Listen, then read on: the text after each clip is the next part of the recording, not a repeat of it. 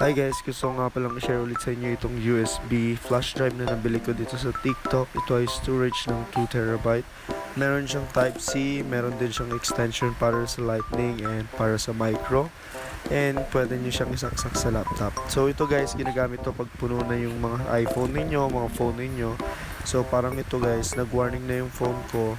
So tuturuan ko kayo kung paano siya i-save. So i-mark nyo yung pictures, punta kayo sa photos. Tapos meron nyo yung share dyan. Then save to files.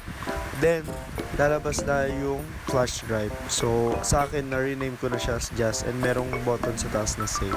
So pagkatapos umikot yung mga yan guys, automatic nakasave na dyan sa flash drive. Pwede nyo na siyang i-delete sa phone niyo. Diba guys, yung mga katulad ko na halos ayaw mag-delete kasi sayang yung memories. Swak na swak sa inyo to guys. Kaya check the yellow basket guys. Sulit to, promise. Mura na. Guys, check out mo na yan. Go, go, go.